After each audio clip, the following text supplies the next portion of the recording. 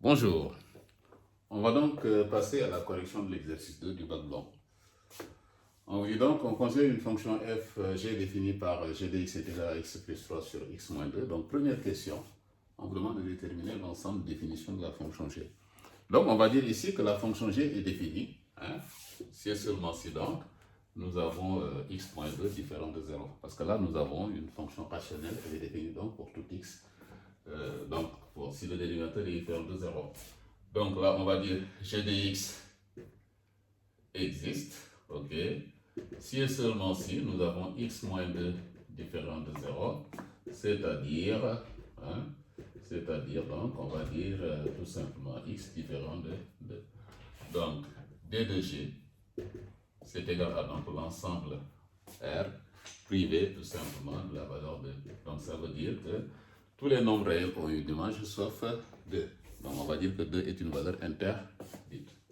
2 est une valeur, on va dire, interdite. Ok? Voilà. Donc pour la première question. Maintenant, deuxième question. On nous demande tout simplement de montrer que pour tout nombre réel h, le taux d'accroissement de g entre 3 et 3 plus h est égal à moins 5 sur h plus 1. Donc on va calculer ce taux d'accroissement. Donc qu'est-ce qu'on va faire?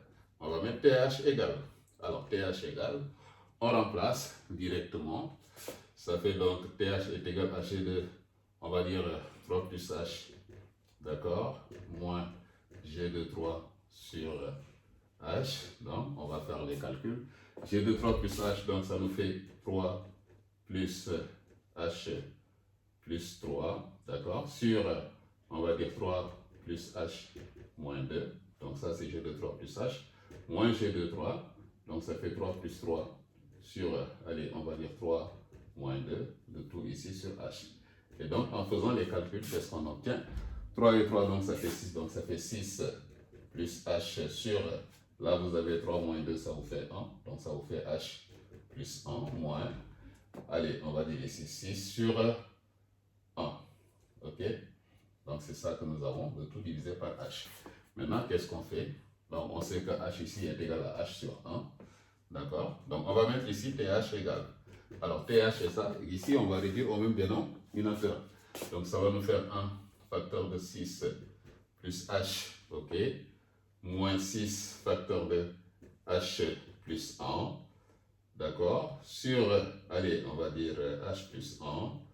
Le tout divisé par tout simplement h, d'accord?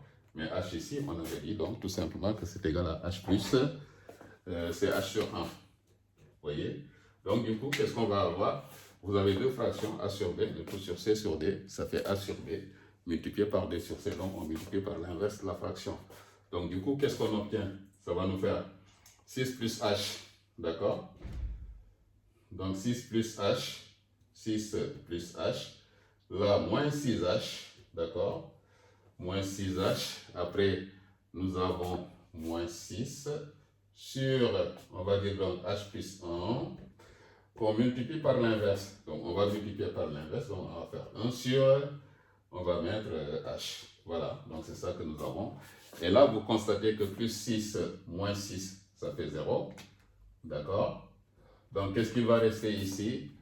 Moins 6h, on va dire plus h, donc ça nous fait moins 5h.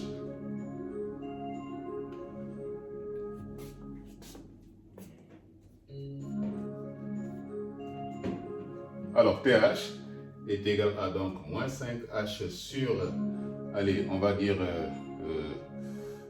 h plus 1 multiplié par 1 sur h. Et là, vous voyez donc en simplifiant par h, vous allez avoir pH qui est égal à, allez, on va dire 1 sur h plus 1. D'accord? Donc ça fait moins 5, pardon. Donc ça fait moins 5 sur h plus 1. Donc on va l'encadrer ici. Le TH est égal à moins 5 divisé par h plus 1. Voilà.